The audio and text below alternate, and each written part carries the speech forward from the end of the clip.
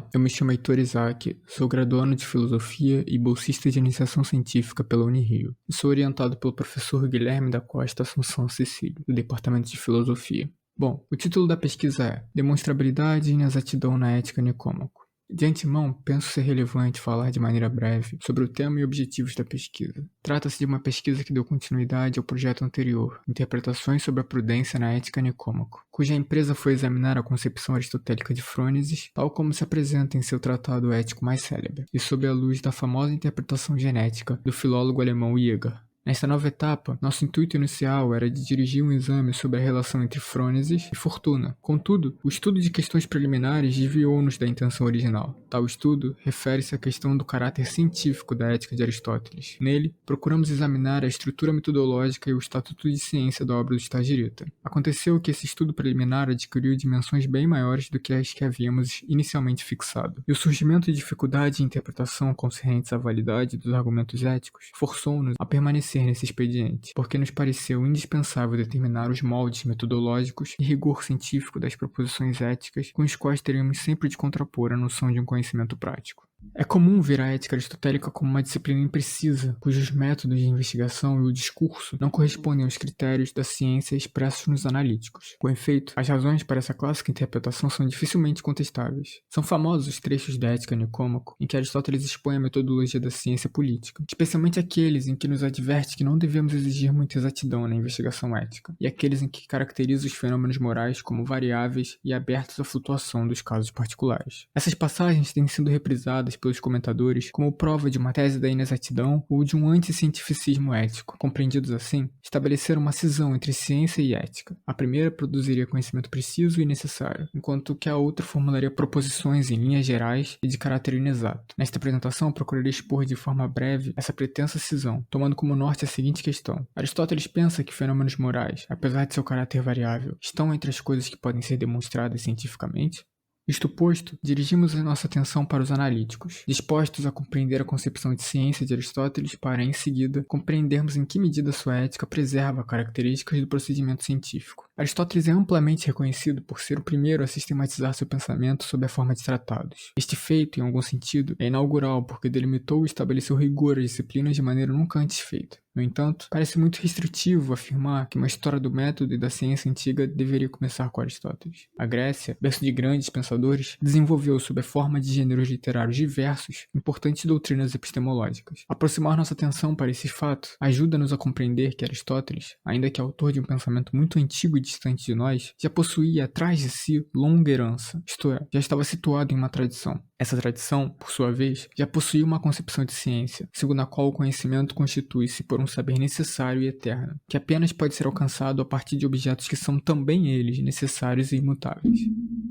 À teorização das ciências demonstrativas, Aristóteles dedica um célebre tratado, a saber, os analíticos posteriores. Ali, define a ciência, ou episteme, como, abre aspas, um conhecimento simples e sem qualificação de tudo, em contraste com o conhecimento ocidental dos sofistas, alcançado quando sabemos a causa da qual o fato é originado e que o fato não pode ser de outra maneira, fecha aspas. Das poucas palavras do Stagirita, revelam-se duas características da ciência. Uma, que é um conhecimento das causas, isto é, da explicação de um fato, comportamento ou propriedade, e 2, sua impossibilidade de ser de outra maneira, isto é, sua necessidade. A respeito da primeira característica, entende-se que o conhecimento não é apenas conhecimento do que, mas também do porquê. Ou seja, conhecer não é apenas apreender certo estado de coisas, mas compreender suas causas e princípios e compreender que entre ambos existe um nexo necessário. O estado de coisas não é espontâneo ou fortuito, mas ocorre quando e apenas se sua causa o precede. Em segundo lugar, e de maneira mais própria a respeito do caráter de necessidade, Aristóteles parece estar na esteira da tradição grega. Segue a afirmação de que a ciência é conhecimento das coisas que são sempre. Por exemplo, o nexo entre o triângulo e sua propriedade de ter a soma de seus ângulos internos igual a 2 ângulos retos. Dizer que esse nexo é necessário significa dizer que não pode não ocorrer e que não pode ocorrer de maneira diversa. Assim, qualquer triângulo em qualquer condição possuirá essa propriedade. Por esse motivo, a tradição dos comentadores determinou que o fato de proposições morais serem verdadeiras verdadeiras apenas na maior parte das vezes, é prova suficiente para demonstrar que Aristóteles não admite conhecimento científico na ética, já que os objetos propriamente científicos não podem ser de outra maneira. Apesar disso, mesmo que Aristóteles sustente que as ações particulares não podem ser demonstradas cientificamente, isso não é suficiente para provar a carência científica de seus tratados éticos. De fato, a filosofia da ciência de Aristóteles não está restrita a uma teorização da demonstração, e sua filosofia prática não se limita à formulação de prescrições morais. Com efeito, sobre essa última, encontramos em esparsas, mas numerosas passagens, expedientes científicos. No livro 2, por exemplo, ocorre uma investigação da essência das virtudes. No livro 3, Aristóteles promove um enunciado teórico sobre a natureza da voluntariedade e da não voluntariedade das ações. E no próprio livro 1, promove uma investigação pela definição da eudaimonia. Dessa concepção, portanto, não se pode concluir que todas as substâncias, objetos particulares das ciências, são eternas, mas que são eternos os nexos entre propriedade e objeto. Assim, Aristóteles parece reivindicar certa atenuação desse aspecto de necessidade. Com efeito, ele admite em abundantes passagens ser possível e desejável, para além da ciência das substâncias eternas, uma ciência das coisas que são, na maior parte das vezes. Essas coisas são designadas pelo termo técnico hoz epitopolo e excluem sempre a possibilidade de uma ciência dos acidentes. Essa atenuação, contudo, não obriga Aristóteles a diminuir o valor cognitivo das ciências que têm como objetos os fenômenos hoz epitopolo. Na verdade, embora sujeitos à mudança, esses fenômenos podem ser definidos, isto é, podem ter suas essências explicitadas, lance que garante às ciências empíricas, por exemplo, um saber fundamentado. O fato de as ciências naturais se distinguirem das matemáticas, justamente pelo caráter de seus objetos, não põe em questão o grau de cientificidade da física ou da biologia, mas implica apenas que essas possuem uma racionalidade distinta, mais flexível e adequada aos seus objetos particulares, mas que continua, todavia, demonstrativa. Diante disso, alguns intérpretes buscaram contestar a tese do anticientificismo ético, notando que Aristóteles também pensa que o estudo natural, apesar da natureza de seus objetos, qualifica-se como uma ciência demonstrativa. Tal contestação pode ser traduzida em um argumento analógico, que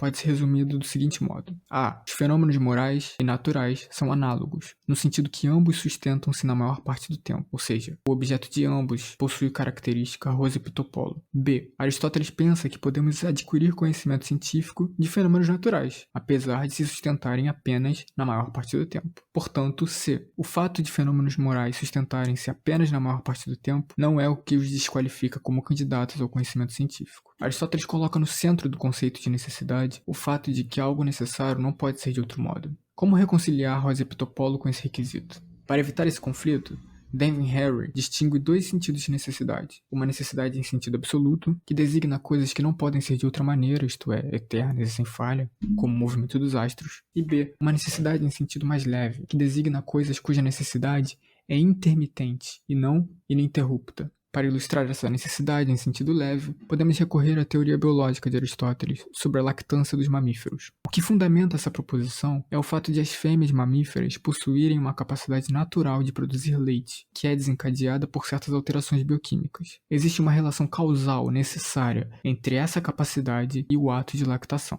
De modo que, sempre que a capacidade é ativada, o animal produz leite necessariamente, se nada contrário à sua natureza impedir o processo. No entanto, uma vez que algo pode interferir no processo, é possível que alguma fêmea em particular deixe de manifestar a propriedade em questão. É por isso que a proposição de que as fêmeas de mamíferos amamentam durante a gravidez é válida apenas para a maior parte das vezes. A relação causal entre a capacidade e sua manifestação é revogável. Assim, a necessidade causal que determina os fenômenos naturais ainda é uma forma de necessidade, mas uma necessidade que exige que nada impeça seu curso.